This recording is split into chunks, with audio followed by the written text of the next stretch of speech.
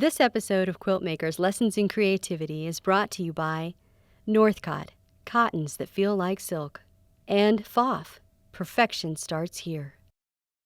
Hi, I'm Jenny K. Parks, and this is Quilt Makers Lessons in Creativity. This is lesson number 2, fabric selection.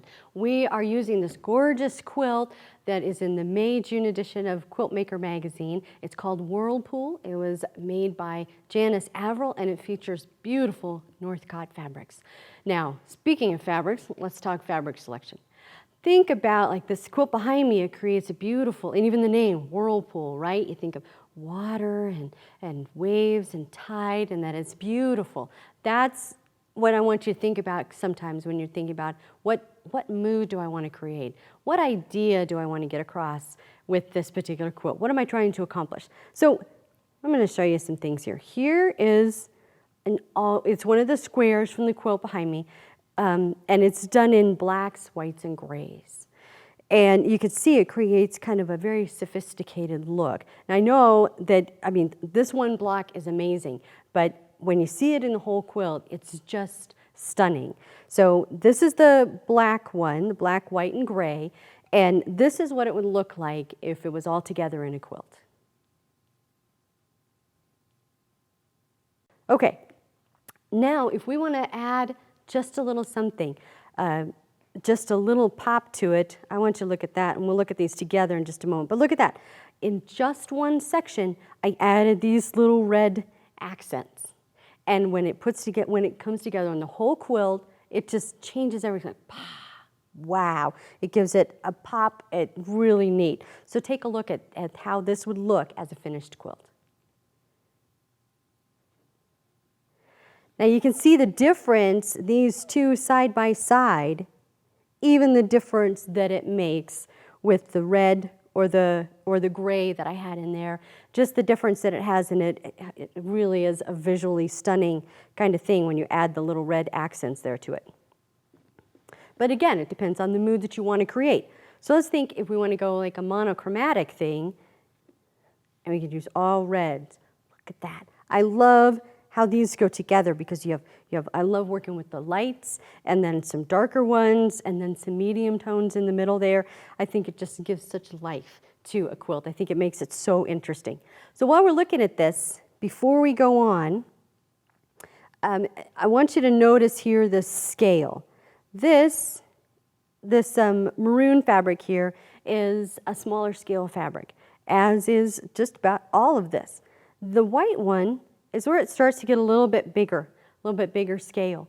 When you're thinking about which fabric do I want to choose, it's not just which colors look good together, but which will look good with the amount of real estate I want to make in the block, right? So here you have, that's a good size space that the pattern can show in. But if you have a large scale print, save that for the borders, save that for the backing in this case, because it just wouldn't be highlighted. You might just get little snips or little tiny parts of it, of the design in there, but this is a better thing to showcase with these. So this is a small scale print, and these are medium scale prints here.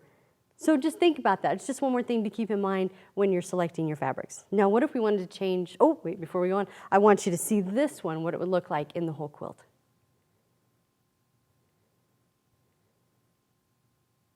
Okay, so what if we want to change the mood altogether? This is fun. This is, all these ones that I'm showing you are by Northcott, and I just love this, so adorable. I love the little bees and the little ladybugs. I just love it, so cute. But you can see how you put this together. It'd be an adorable kid's quilt, a little girl's bed, just so precious, so cute. So if this is all made up, this is what it would look like. Okay, so I hope that gives you some ideas where if you see a pattern in a magazine, you don't have to say, oh, I don't like those colors, I can't make it. Well, I hope I've given you some options. You can make it, you can find different ways to make it work, to have it be the way you want it to be. Remember, you're the designer. It's what you like. What are you passionate about? Which look do you want to create? So think about those things. Okay, so I do want to show you something that is very important. Now, I say in quilting, there are no rules, there are just some realities. And one standard, however, that we have is a 1/4 inch seam allowance. So we need to talk a little bit about 1/4 inch seam allowance because that's very important. Let me show you here some different feet. This FOF comes with an amazing assortment of 1/4 inch and quilting specific feet, which I think is just wonderful. You have so many different options to choose from. So these 1/4 inch feet, they measure exactly what a 1/4 inch is. Say from where the needle's going to go down in that little hole to the edge of it, you want to know where that 1/4 inch mark is. But what if you don't have a 1/4 inch foot available? Well, you do have another option. Say this is just your regular standard foot. Let me show you. I come down here over to the machine. Oops, I can tuck that behind. Oh, forgot to grab my fabric. So come down here to the machine, and I've put this in. Now I'm just going to lower everything so it's flush with the needle plate, so it's flush down on there. Then I'm going to take my old reliable seam gauge, which this is antique, I'm telling you, but sometimes they're just the best stuff. And then I'm gonna roll my needle down in there till it's really low. See, it's tucked in there. So my needle's down in there. Then I'm going to put this, and I've set this so that it's exactly at 1/4 inch, and I'm going to line it up there, and then I can see on my foot where does it line up to be at exactly 1/4 inch. There we go. So I'm lined up just on my needle. See, I'm kind of right in that groove. I'm even with where the needle's coming down, and then I know where this little edge is, and I can see that on my foot. Now, if your foot doesn't have a 1/4 inch mark, or like this foot, if this was the one I was using and I couldn't get a 1/4 inch foot at the time, I would take a little Sharpie and I would draw a line on there. Because remember, the tools serve you. You don't serve the tools. So if you need a line on there, or draw it or some way, or put painter's tape or something like that on the edge to show you exactly where to stitch, then go ahead and do it. Go for it, I say. All right, whoops, let's get that needle up. There we go, and the foot. Working together. All right, so now I'm going to show you a 1/4 inch seam allowance. A 1/4 inch seam. So I took 2 strips. I have 2 strips here that are 2.5 inches wide. And I'm just going to sew a 1/4 inch seam. You see, this has a little flange, a little guide that's hanging down there. And it's going to make my thread, my fabric behave. It's going to keep it all in order for me.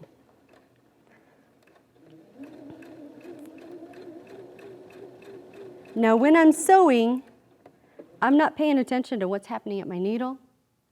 I'm paying attention to what's happening here on my flange, on that little guide, because if it's already at the needle, it's too late. I got to rip it out or change the design or something. But if it's here, then I can catch the mistake before it happens. So don't get preoccupied with watching the needle. Lead it a little bit. I think that'll be really helpful. And then up. So I'm going to press this out, and then we'll measure it. We'll see how well the teacher did, huh?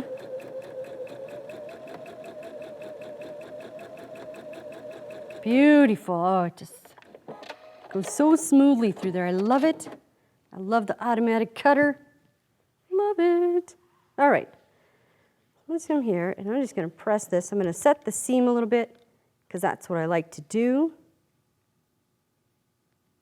Okay. All right. So press that a little bit, and now I'm just going to press it to one side, nice and gently. Persuasive, but not distorting the fabric. Okay. So let's come over here, get this extra thread out of the way. Let's see how I did, huh? Let's see if I've got a 1/4 inch seam allowance right there. Look at that. Beautiful. So that's what you want to go for. So if you need to change your needle position maybe, just move it over a little bit. If you need to get one of the good feet that measures a 1/4 inch for you, do that. You'll be happier with the results. The results will be beneficial. And again, we're doing this because we enjoy it, right? And if you get that accurate 1/4 inch seam allowance, that's going to make a huge difference for you. Well, thank you for sitting in with me today. Next time, we're going to talk about quilt design options. So I'll see you then. This episode of Quilt Makers Lessons in Creativity is brought to you by Northcott, cottons that feel like silk, and FOF, perfection starts here.